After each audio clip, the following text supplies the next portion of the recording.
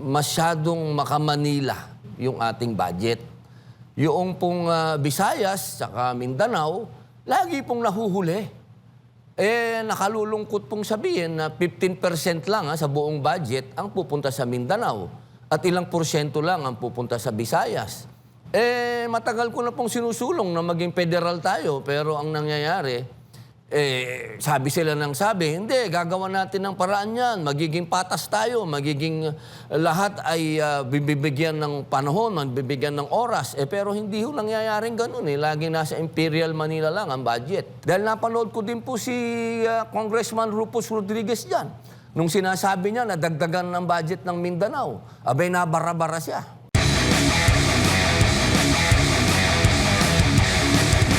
Kayo po ay isa sa mga tumutol din doon sa 2026 proposed national budget. Maaari niyo po bang muli na ipaintindi sa ating mga kababayan na hindi nakapanood doon sa inyong paliwanag kanina sa Senado, bakit po kayo tutol dito? Una po, bago po ako, gusto ko lamang pong magbigay ng paggalang at pagpupugay kay Senator Sherwin Gatchalian. Opo, at ako po sa loob po ng 3 taong ko na pamamalagi diyan sa Senado, ngayon lang po ako talagang napabilib sa aming chairman ng Komite ng Finance. Sapagkat hindi po natutulog yan. Si Winho noong isinasagawa namin na pagdinig patungkol po dito sa 2026 budget, talaga pong kinakatok po kami niyan, literal, na umattend kami ng hearing, makipag-participate kami sa plenaryo, at talaga pong lahat gusto niya talaga transparent. Kaya po ako'y nalulungkot at dumating kami sa punto na ako po ay bumoto pa rin ng no. Sapagkat nung pinag-aralan ko po yung 2026 budget, kasama po yung aking staff, medyo pagdating po doon sa mga bagay na ipinipilit ng malaking kapulungan, lalong-lalo na po yung patungkol sa ayuda, na hindi naman po napapaliwanag yan kung saan talaga napupunta at madalas ay nagagamit pa sa politika. Yun po ang isa sa talaga pong nagtulak sa akin na bumoto ng no. Pangalawa, yun pong pagiging masyadong makamanila yung ating budget. Yung pong Visayas saka Mindanao, lagi pong nahuhuli. Nakalulungkot pong sabihin na 15% lang sa buong budget ang pupunta sa Mindanao at ilang porsyento lang ang pupunta sa Visayas. Matagal ko na pong sinusulong na maging federal tayo, pero ang nangyayari, sabi sila ng sabi, hindi, gagawa natin ng paraan yan, magiging patas tayo, magiging lahat ay bibigyan ng panahon, bibigyan ng oras. Pero hindi ho nangyayaring ganun. Laging nasa Imperial Manila lang ang budget. Pangatlo, ako ho ay nalulungkot sapagkat yung 2025 budget ho, hindi pa rin ho na ipapaliwanag ng maliwanag kung ano ba talaga yan? Ano ba nangyari dyan? Di ba ho yan ho ay meron ng kaso sa Korte Suprema at inaantay po natin kung anong desisyon. Bago ho tayo nag-aantay ng desisyon, meron na hong kadami-daming lumalabas na mga usap-usapan, pagbibintang dito, itinuturo dito na ako yun ho ang pinakamasakit December 23, meron hong naglabas ng mga larawan ng mga senador na sinasabi na nakasama doon sa NEP, doon sa National Expenditure Program. Ako po'y gulat na gulat sapagkat yan nung NEP ay nanggagaling ho yan sa executive. Hindi ho yan nanggagaling sa legislative. Ibig pong sabihin, ang gumawa po niyan ay budget po yan ng presidente, president's budget. Napaka-imposible po na napunta po yung pangalan ko dyan kasama ng ibang senador. Ako po'y naguguluhan, 2025 po itong binabanggit ko nakasama po ako dyan. Mga kababayan, napaka-imposible pong mangyari niyan sapagkat ako po ang Pangulo ng PDP Laban. Ang PDP Laban po, noong panahon na yan, ay kampanyahan. At kami po ang napaka-oposisyon. Nasa oposisyon po kami, eleksyon yan. Ibig sabihin, kahit saang banda, hindi ho ako susuportahan ng administrasyon dahil napaka-imposible na bigyan nila ako ng proyekto o bigyan nila ako ng kahit ano. Yun nga pong lahat ng aking individual amendment na naumpisahan ng mga proyekto noong 2023, 2024, hindi ho ibinigay sa akin ng 2025. Ako ho ay FLR. Ibig pong sabihin ay for later release. Ibig sabihin, wala kang budget. Paano pong nagkaganon? Nawala naman nung logic siguro yun na yung opposition president bibigyan ng presidente ng proyekto. Sabi ko ho, dapat siguro linawin muna yung 2025 bago tayo makapasok dyan sa 2026. Dahil napakadami pong question ng mga tao dyan. Isipin po ninyo, nandiyan din yung flood control, na mga ghost project dyan sa flood control na yan, na kung ikukumpara po ninyo, ang budget po natin doon sa 2025, 6.3 plus.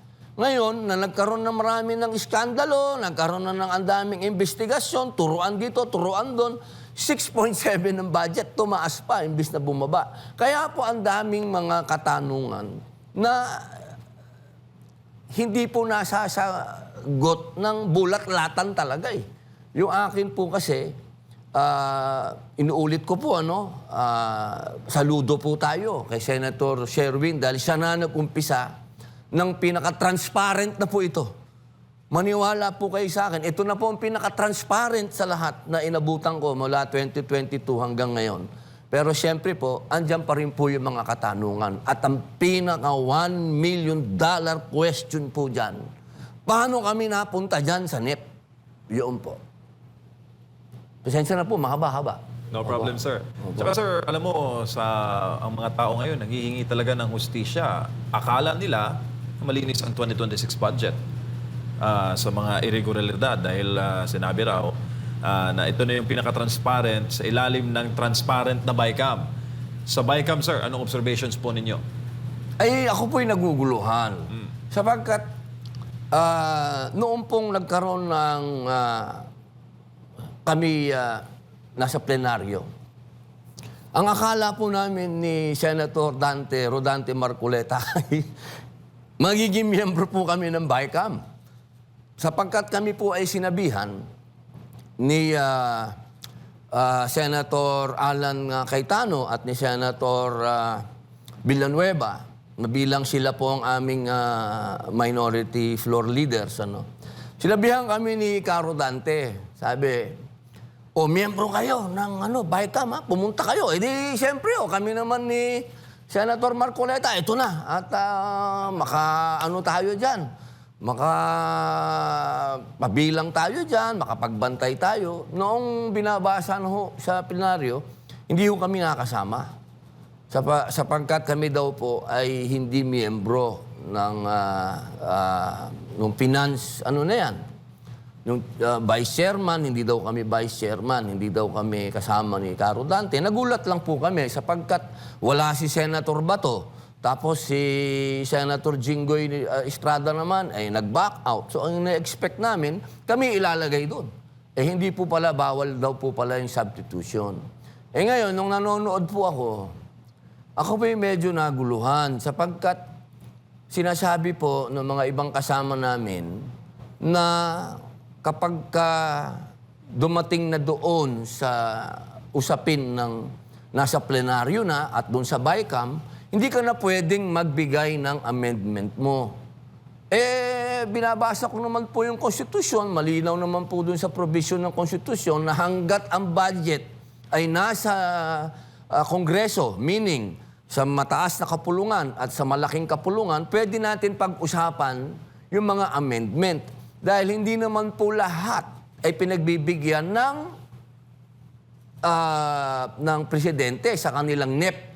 Kaya yung mga agency katulad do sa amin, sa National Commission on Muslim Filipinos, tsaka sa National Commission on Indigenous Peoples, sa akin po yan lumalapit. Dahil committee ko yan eh. Sila po ang nagsasabi sa akin na kulang ang ibinigay na budget ng DBM sa amin. DBM, sila po ang gumagawa ng NEP eh. Kulang po ang ibinigay sa amin. Hindi po namin masasagawa itong mga bagay na to, katulad ng pagpapatitulo ng mga lupa ng katutubo. Ganun naman din po sa NCMF. Hindi namin magawa ito sapagkat kulang ang budget. So ako po, pupunta sa plenaryo, kakausapin mo yung mga vice chairman. Saka yung chairman, sasabihin mo doon na pwede po ba tayo mag-amend? Dagdagan po natin yung budget ng itong mga ahensya na ito. Abay, sasagutin po kami na hindi naman kayo nag-submit eh. Di kayo nag-submit sa una pa lang. Para saan yung plenaryo natin kung hahanapan mo kami ng ba't hindi kami nag-submit? Kaya nga nagpupunta sa amin yung mga ahensya para umapila. Para pagdating doon, kung yan naman kung sa plenaryo o sa BICAM na, makapag-amend kami. Dahil napanood ko din po si Congressman Rufus Rodriguez dyan. Nung sinasabi niya na dagdagan ng budget ng Mindanao, abay nabara-bara siya. Yun po yung mga punto, no? Sana yung mga bagay na may kinalaman sa tao, hindi yung sa individual amendment, ha? Sa tao, sa agency, sana payagan naman nila na makapag-amend. Tapos yung mga bagay na katulad po ng ayuda, hindi naman nila maipaliwanag kung paano. Kaya yung mga bagay na hindi maipaliwanag, lumulusot eh.